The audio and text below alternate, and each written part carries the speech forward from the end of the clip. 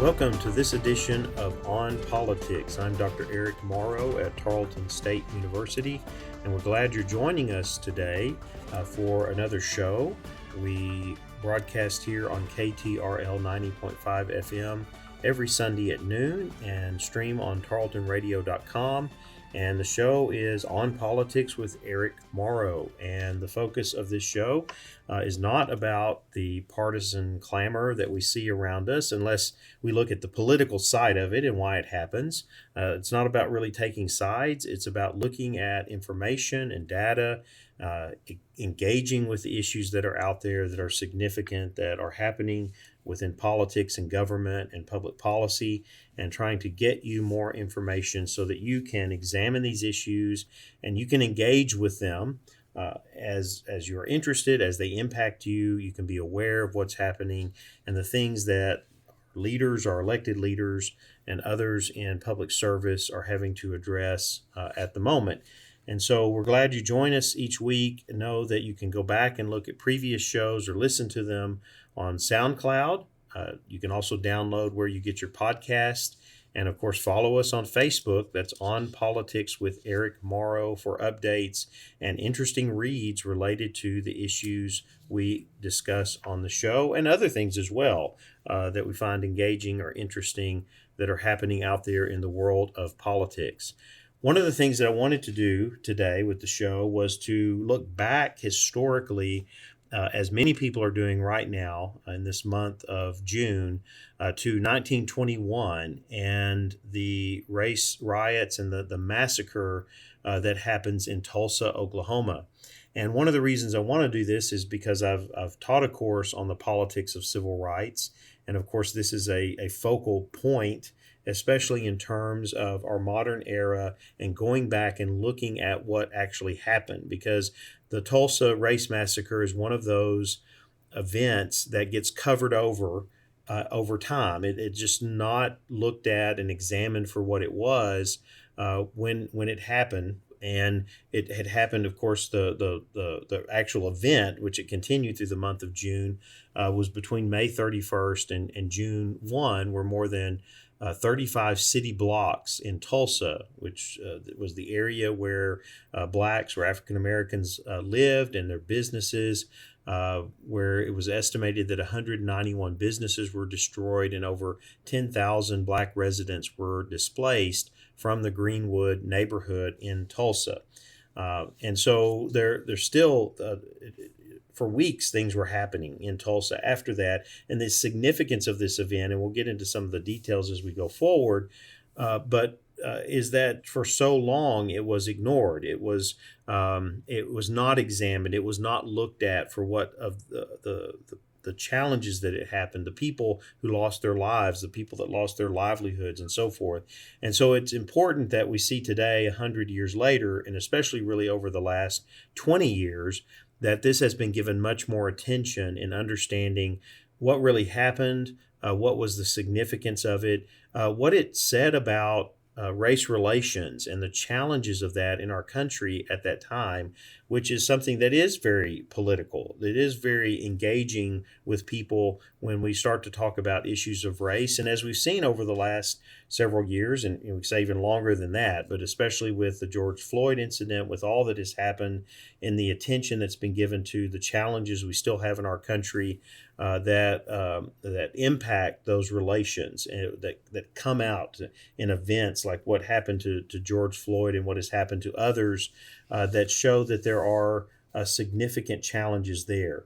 So I want to focus a little bit on this, the Tulsa massacre, and talk a little bit about the issues of why did this take so long, and why is this giving so much attention now within the political sphere by leaders. Of course, Joe Biden was there recently offering his remarks, and we'll talk a little bit about that and what he connects to it politically, because he's advocating for more federal voting legislation and laws that would prevent some of the things that are happening in states around the country in terms of election security and and voter restrictions as it's being cast in the political debate.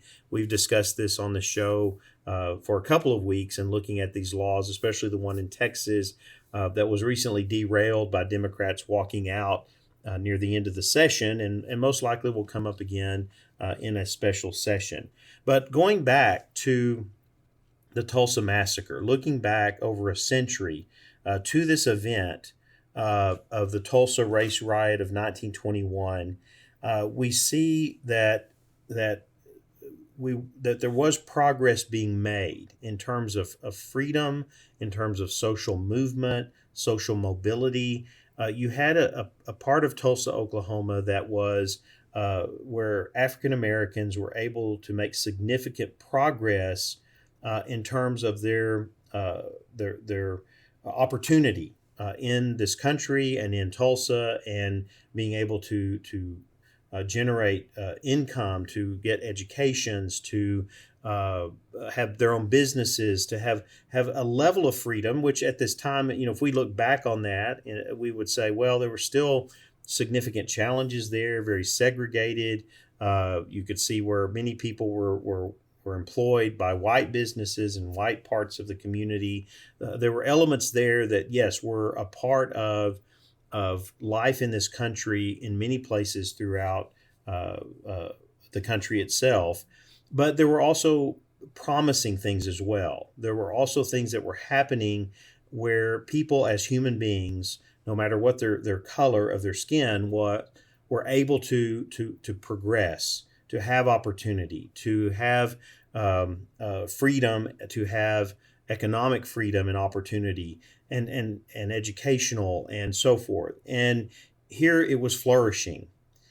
Yet it was within a culture and an environment that all it took was a misdirected accusation to set all of this off, to change the course of many people's lives, and of course the city, and of course to then eventually lead to the suppression of any focus on what happened.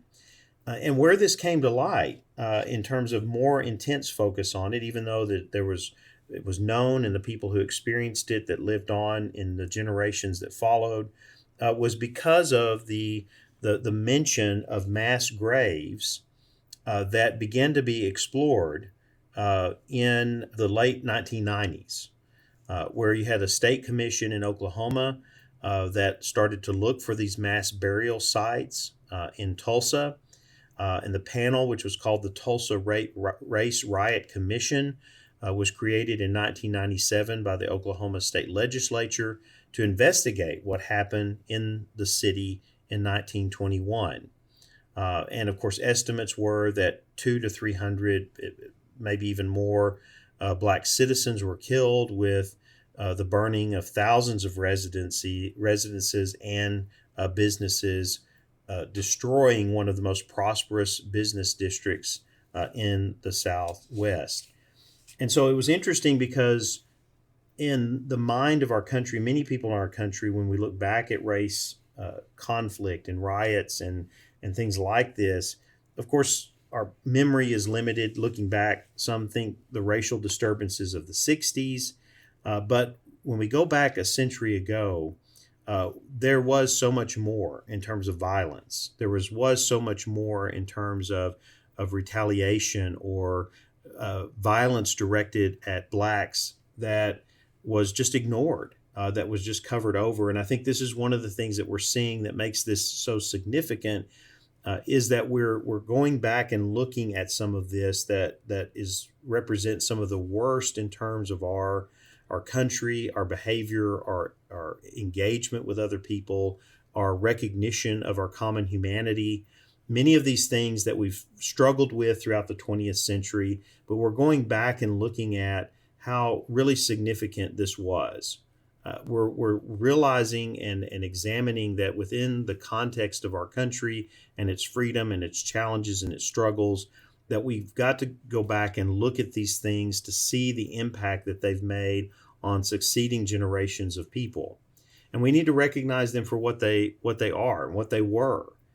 in those contexts, and what happened to people and what destroyed their lives and their property and their livelihoods. And because this was also a time too, and I've covered this in the class that I've taught, looking at the formation of the NAACP and their focus on anti-lynching laws, which was again a challenge in the early part of the 20th century, where you had lynching that happened on occasionally throughout the Southwest, throughout the South, and even into other states in the Midwest and in the North. You still had these kinds of challenges where people were taking the law into their own hands, and they were retaliating many times on false pretenses, on not knowing the truth and not really seeking the truth. They wanted to take this out in a way and in a manner that either represented their animosity toward another race of people, or knowing that, okay, they just assumed that because this person or these people were inferior as they saw them, that they had to do these things, or that they knew they could get away with it because the law would turn a blind eye. Thus, the push by the NAACP to get anti-lynching legislation moved through Congress or to address it in the courts.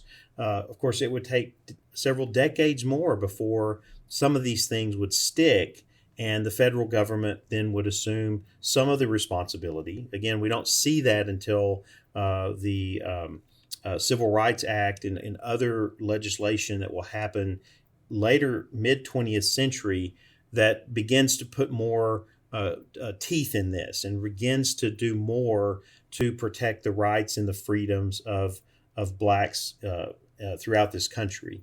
And so the Tulsa race riots and the massacre that happened there is significant for a number of reasons for us to go back and look at, because it on the one hand, it counters the views of many people about blacks and their at that time, and thinking that, okay, they were an inferior class of people. They are not able to achieve and be successful. They have their place within society and so forth.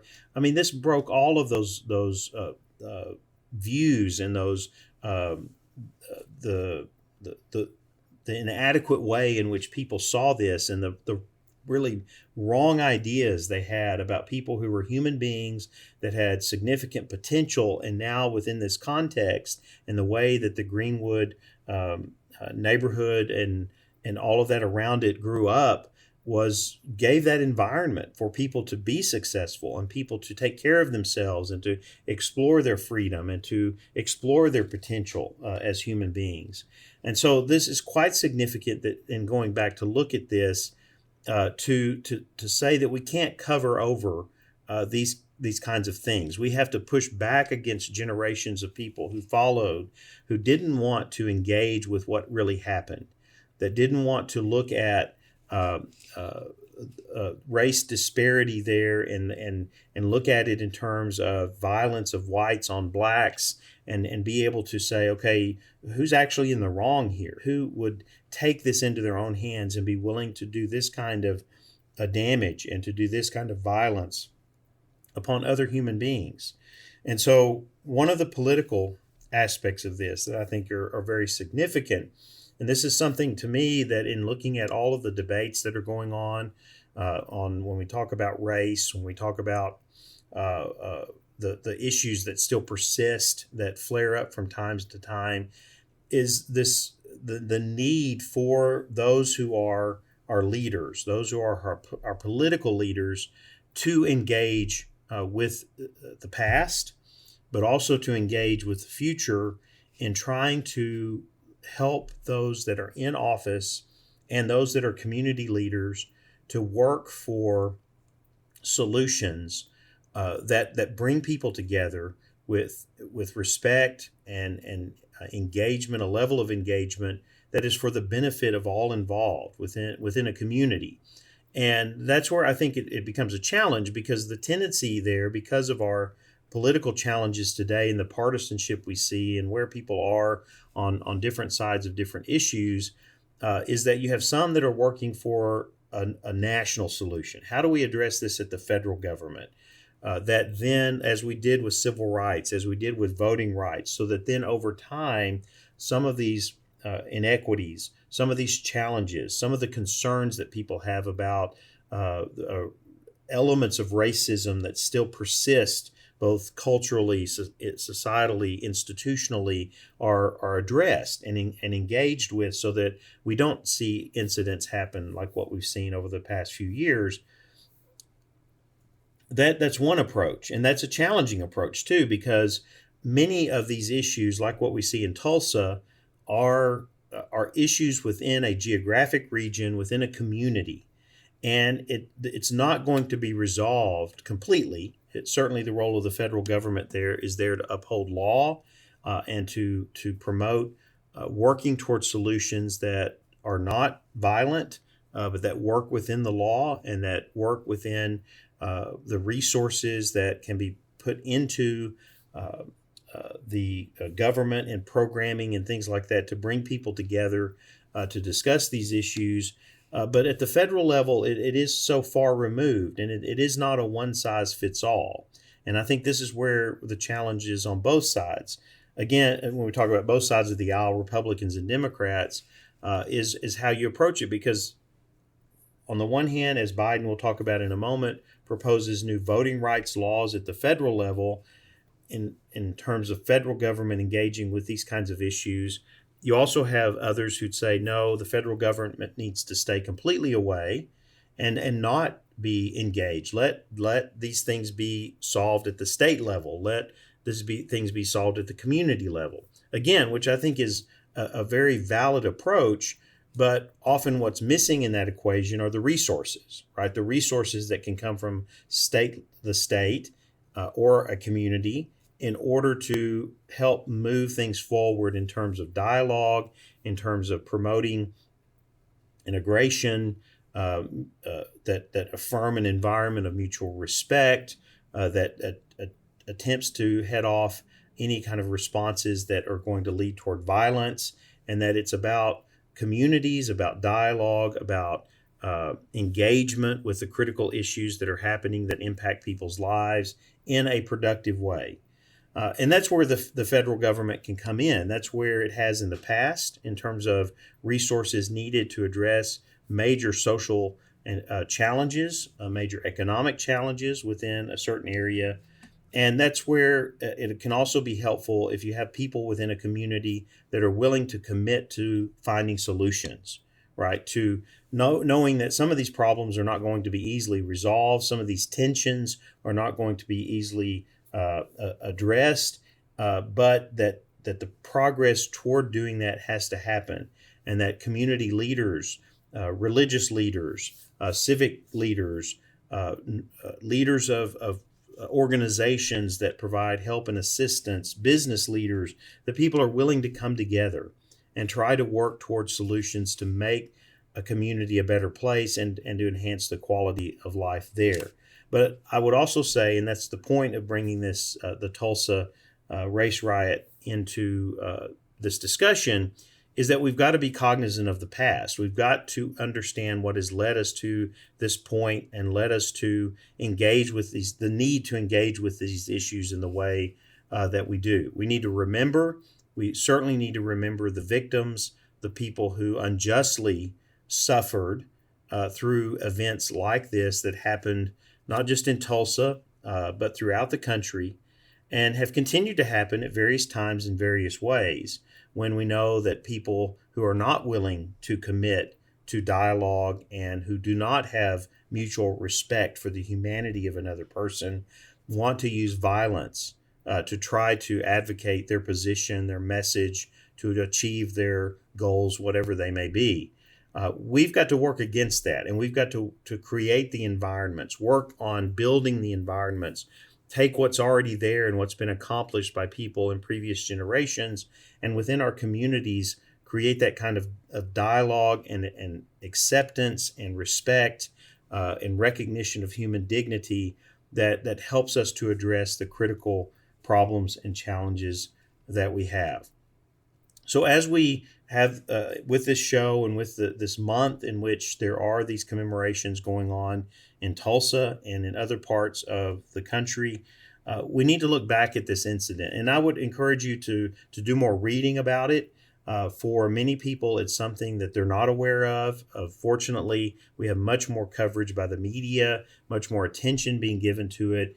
That media attention really didn't start until the late 1990s, after this commission was established and they began to review what happened in Tulsa. Here we are 80 years removed at the end of the 20th century, when people began to move to give this more attention and to find out what happened and what was the extent of the issues and the challenges that happened in uh, late May and early June of 1921.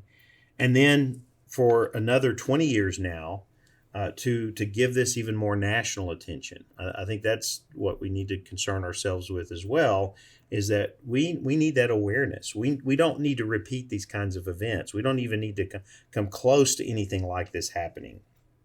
Any violence perpetrated on someone of another race, we need to be aware of what has happened and how we have struggled as a country. We need to be aware of the impact that this has had on succeeding generations of people who experienced this, who lost their livelihoods, who lost family members, who were the victims of the violence perpetrated on them by people who were not willing to show respect, to allow the law to review and to take things forward, as we are a people that say we are ruled by law.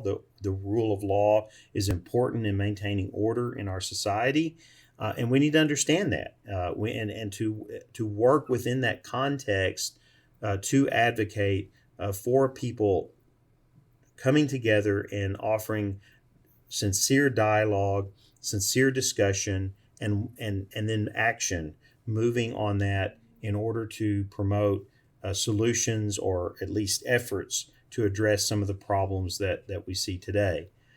This also moves into another area, and this is where I want to go before we talk about President Biden and his response to the Tulsa riot recently in engaging the federal government along the lines of election law, and that is these questions about what do we do now? What do we do now politically? What do we do now in terms of our the role of government when we look back at these kinds of events and we see the tragedy of what happened, and we engage with the significance of this upon people who followed, who experienced this, and thus had the negative impact of it economically in terms of their family and so on. And I think this is probably going to be a discussion that's going to continue, and it's going to be a very heated discussion, right? Because you have some that advocate that there should be reparations, there should be things that government does to respond in a way beyond just recognizing that these were tragedies and that these things should not have happened, and that the rule of law was ignored and people responded in ways that they shouldn't have. And so certainly the role of our officials, both state, federal, and even community leaders, is to recognize these events. That's very important. That's to put that out in front of people and to say, hey, we're looking back at this and we see what happened, and we don't want to have a society in which this is possible. We don't want to have communities in which this kind of violence can be perpetrated on other people. We want to work toward better quality of life and better environments within our cities and communities, so that these kinds of things on whatever scale are not the norm. Because we know in some places in our country where there are significant challenges with violence and with ongoing problems with crime, and how we address that with policing and on both the state and the federal level.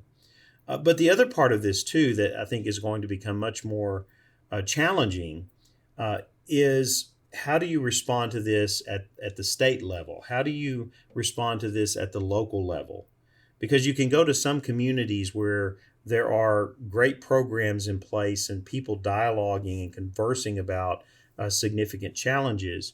You can go to some places where that's kind of a veneer. It's happening, but it's not substantive and it's not affecting change. And you can go to other places where it's much more intense and it is engaging people and trying to create better quality of life and trying to engage with some of the results of what have happened in the past that have led to economic and educational disparity and social challenges and so forth. And so that I think is going to be the much more challenging thing going forward. And of course, in my work on this and review of this, it's the aspect of creating or not creating, but encouraging more civic engagement by people in their communities. I mean, that's where the focus has to be, because the solutions that come from above, from state and federal levels, they often can provide some structure and certainly the resources, but it's not until people are willing at the local level, at the community level, at the neighborhood level to come together and to talk about these issues and engage with them and to work towards solutions with the organizations and institutions that are in their areas. It's not going to happen. It's not going to be long lasting. It's not going to reverse some of the things that we've talked about in terms of disparity that perpetuate challenges and problems wherever it may be, whatever races may be involved, people may be involved. And so when we look at it politically, I think one of the things that we need to be thinking about and we need to counter is this idea that the solutions have to come from the state level or they have to come from the federal level, that the solutions have to be by those who are elected to office.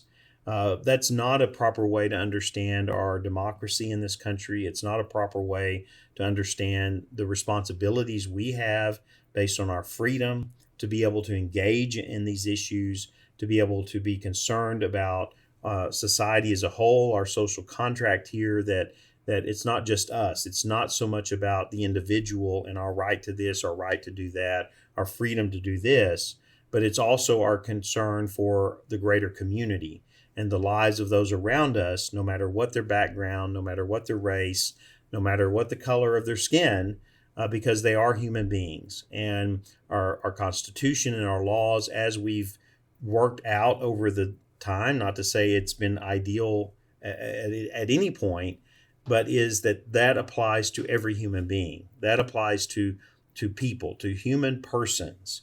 It does not distinguish between color of skin, race, social status, and so forth. That's what we have to keep in our minds, and that's what has to guide our engagement at our community level in order to address the significant challenges that may be before us, the tensions that are there, the opportunities to work with people to affect a better quality of life, to emphasize the importance of life itself and having an environment within a community that helps to sustain that and helps to meet the needs of those who may be struggling and in some way been affected by the disparity that can be there.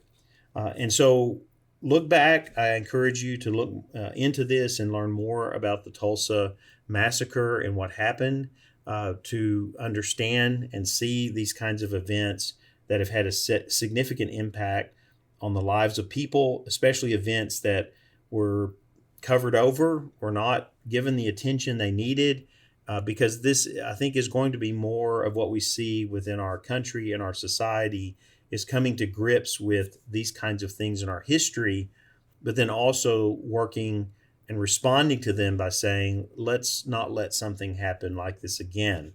Let's work within our communities to make them places of mutual respect, that support human dignity and human life, and that also are thriving in terms of our understanding of democracy and how the principles of democracy and of our republic, focusing on the rule of law, applies to all people, so that we can have better communities, that we can have better conversations and dialogue and engagement with every human being within our society.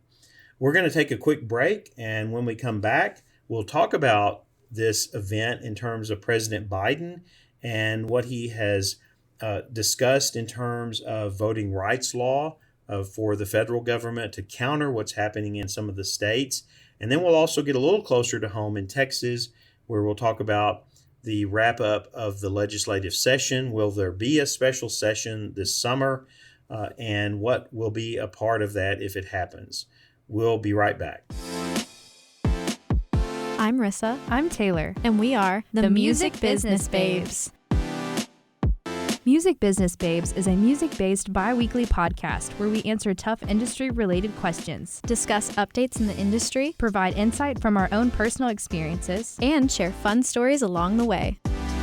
You can catch the show by searching for Music Business Babes or Tarleton Radio Network, wherever you get your podcasts. Welcome back to On Politics. I'm Dr. Eric Morrow, and we are glad you're joining us today, or if you're listening after broadcast through SoundCloud, we're glad that you're taking the opportunity to listen back at our shows. Another show this week with focusing on critical issues that are happening around us. Of course, the first part of the show, if you missed that, was looking at the commemorations around the Tulsa riots and massacre that happened in 1921, the 100th anniversary, and what that means in terms of political implications going forward, as we will most likely see some of these kinds of events like the Tulsa riot that was covered over for several generations become more visible to many Americans in looking back at how we addressed or didn't address some of these very challenging issues that showed the worst of our society in dealing with racial tensions and the issues of segregation and equality. So I wanted to turn now in a connected matter, as I mentioned in the first part of the show, to President Biden in his speech at the 100th anniversary of Tulsa's race massacre to call for legislation in Congress to protect the right to vote. And this is going against some of the things that we've talked about the last few weeks that's happening in many states where they are considering laws to, as Republicans say, focused on election security. We've seen this debate here in Texas. Democrats saying, no, this is about voter suppression. Of course, the laws in Texas were focused on what county election officials had the freedom to do. What were the parameters in which they could function in carrying out an election in terms of hours they could be open, focused also on drive-through voting and other elements that Republicans, at least in Texas, were saying these opened up the possibility for greater election fraud.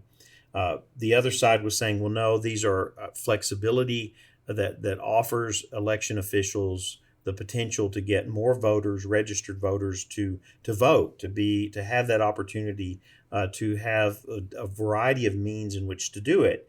And of course, I've advocated and said here that we've got to be careful here because the dialogue about this has become more political than it has pragmatic, because elections cost money. They cost money to run, and they cost money to ensure their integrity in terms of the use of technology, the training that goes into it, and so on. And that varies from rural to urban areas in terms of how elections are carried out, how they can be effective, how they can be provide the opportunity for registered voters to vote, as well as the security aspect of it as well. And so one of the things that lawmakers should be discussing is how do you maintain the highest level of flexibility in means of voting while also being sensible about the fiscal cost, the aspect of ensuring election security and delivering that election. And that seems to what is lost. It gets lost in all of this debate that has become very political. Well, President Biden added fuel to the fire this past week when he proposed action on Capitol Hill to put forward a bill that would kind of fight against this of what the states are doing on the federal level. And what has happened here is that Republicans, of course, most Republicans, if not all of them, have come out against this, looking at it and saying that the bill that's being proposed by Biden was undue federal overreach into state election systems. And of course, this is a debate that's been ongoing, especially since the middle part of the 20th century with the Voting Rights Act. But Biden here is pushing forward. He has pledged to get this voting rights legislation passed, but also has recognized that there may be Democrats that may have challenges with this as well. And so we will see what happens with this. I mean, I think it's going to be a very visible fight at the federal level that's connected to what's happening in state legislatures. We know what happened in Texas, that Democrats in the Texas legislature walked out last minute, so there was not a quorum to be able to move this forward. But it's very likely that it could be on the agenda for a special session. And one of the reasons the Democrats walked out was that there were amendments being added to it that were a little over the top, a little even more restrictive than even many Republicans would have been willing to go along with. But what does that say about a special session? It means that some of those elements that were in there may be put back in. So let's talk about that for just a moment.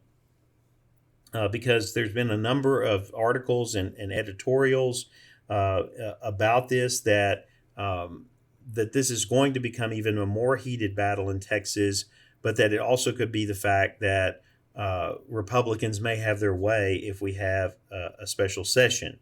Part of the reason why the Democrats walked out, as I said, was when the final version was presented to lawmakers, it had items in it that the House or Senate had not considered. One lowered the bar for a judge to order a new election because of alleged fraud, so that puts it in the hands of the judiciary. Another seemed particularly partisan in that it would restrict early voting on Sundays to a window of 1 to 9 p.m., and which would cut back on polling access. One had said, and of course this is where it becomes very political, that this can only be looked at as an effort to curtail the Souls to the Polls events, in which organizations take black churches to vote early after morning services.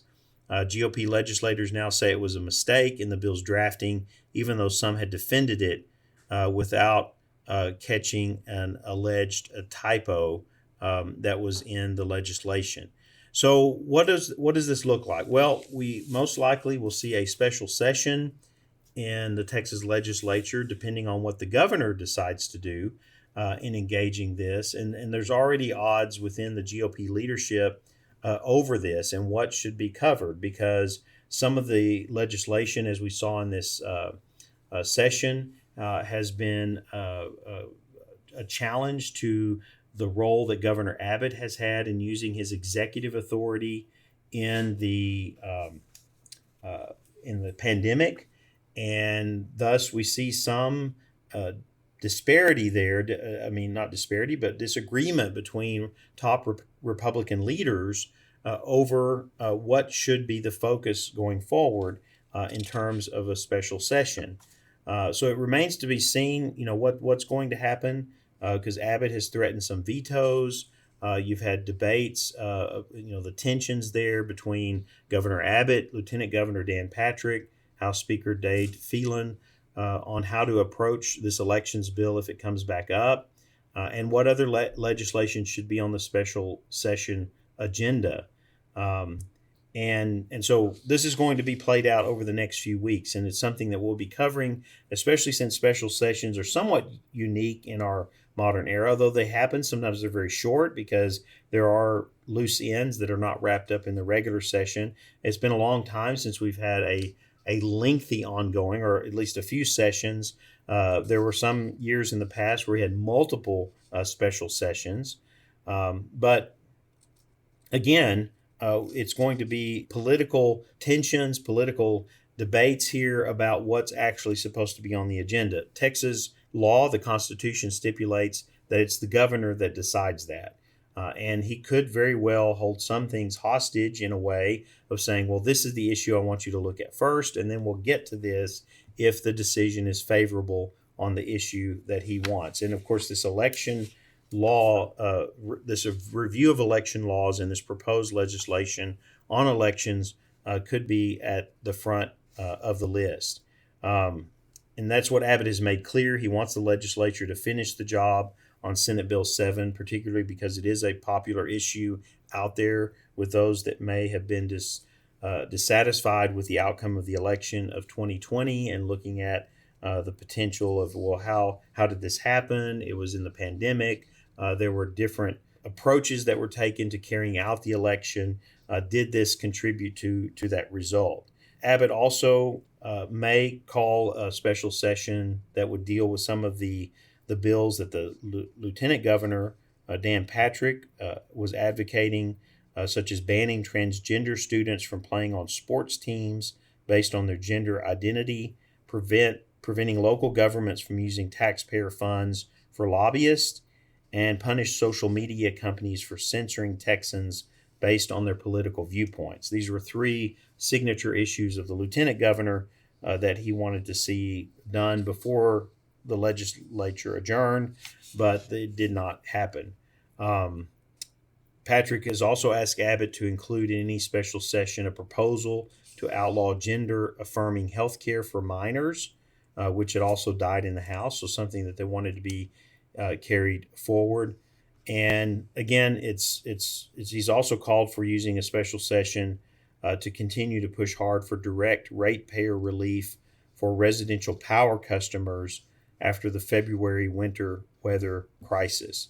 So we'll see if any of these issues are brought to the forefront as a part of a special session and what the politics are that play out between the governor, lieutenant governor, and the House Speaker in bringing legislators back to Austin to come into session and to engage with some of the issues that were left on the table, which again we know will not be picked up until the next legislative session in 2 years.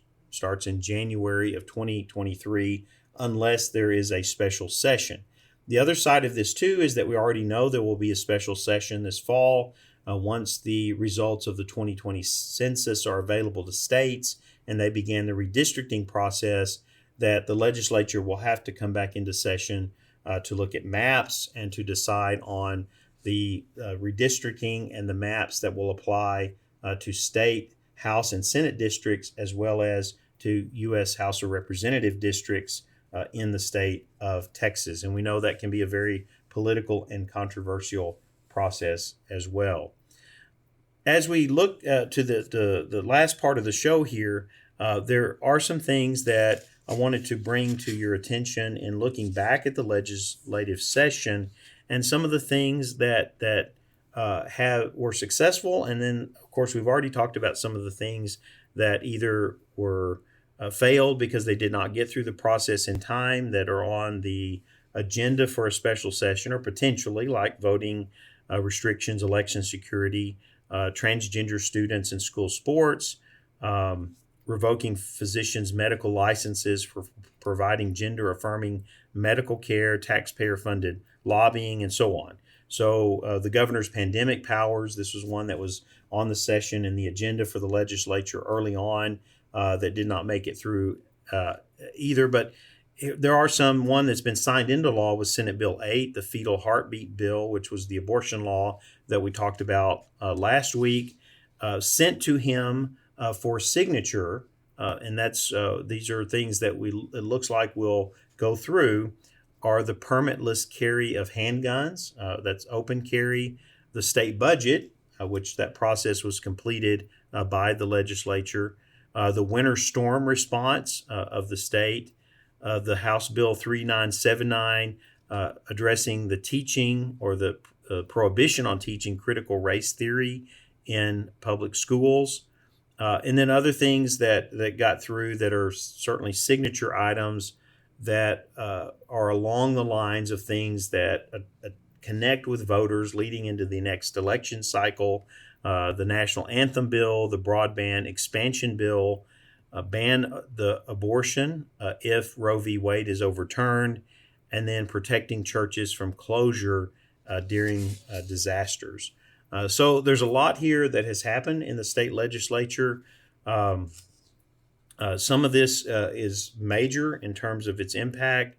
Senate Bill 3 that was sent to Abbott on May 30th, which addresses the sweeping legislation because of the winter storm, which would create a statewide emergency system to alert Texans if power outages are expected and require power generation companies to better prepare their facilities to withstand extreme weather.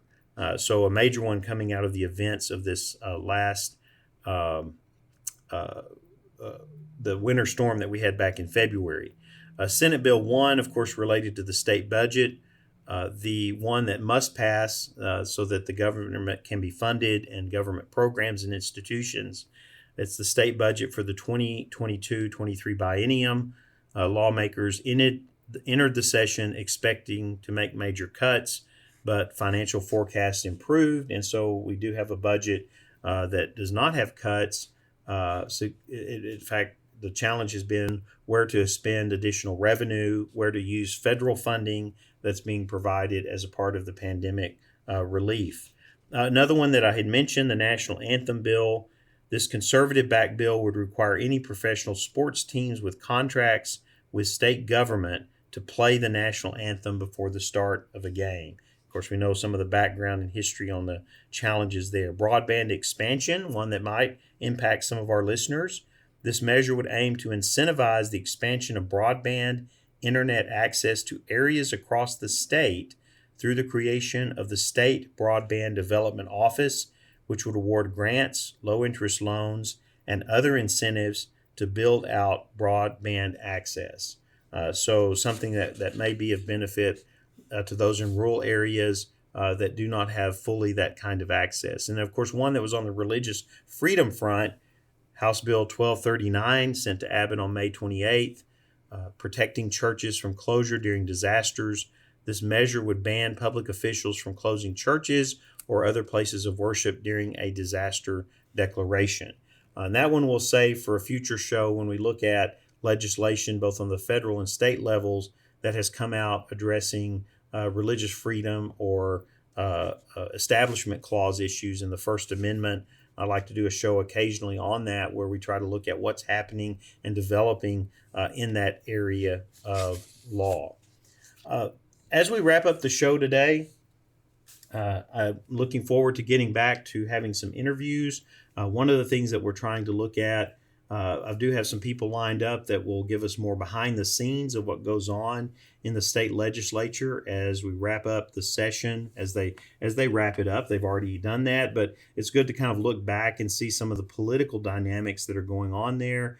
Also, the other thing that I wanted to look at was the ongoing fervor around what happened on January 6th in the nation's capital. As we know, recently the Senate Republicans blocked a plan for an independent commission to look at the events of January 6th, which I'm not so sure is not a good idea in terms of how long this is perpetuated and how much challenges this creates in putting fuel on an already very charged political environment. Not to say that there were certainly atrocities, on that day. There were acts of violence that are not acceptable within our country and with our democracy and our focus on the rule of law. We pride ourselves in providing the mechanisms through which in government, through the branches of government, in order to challenge what government does and to do it through that process that does not incite violence, that should not. And I'm not sure that this is helping Democrats at this point to push this in bringing to the forefront and trying to, and what their focus is on Donald Trump and his role in this. That has already been adjudicated through an impeachment process that did not end in his removal from office. In fact, he left office because of the 2020 election. And so I think the focus here should be on how do we go forward and not and try to do the things that are necessary to bring people in an inclusive way in terms of political engagement and affirm the importance of that engagement in not being violent, but being constructive and being focused on how we can dialogue and discuss.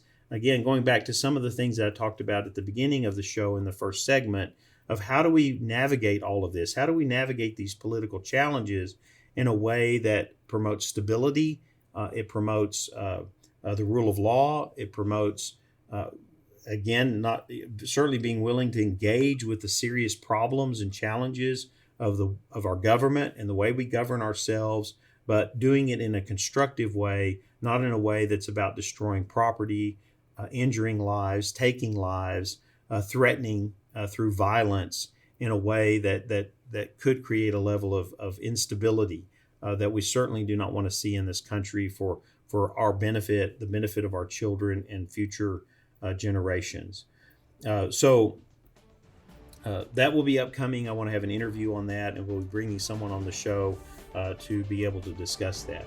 But for now, I want to thank you for joining us on Politics, and we look forward to having you with us each week, Sunday at noon, right here on KTRL 90.5 FM.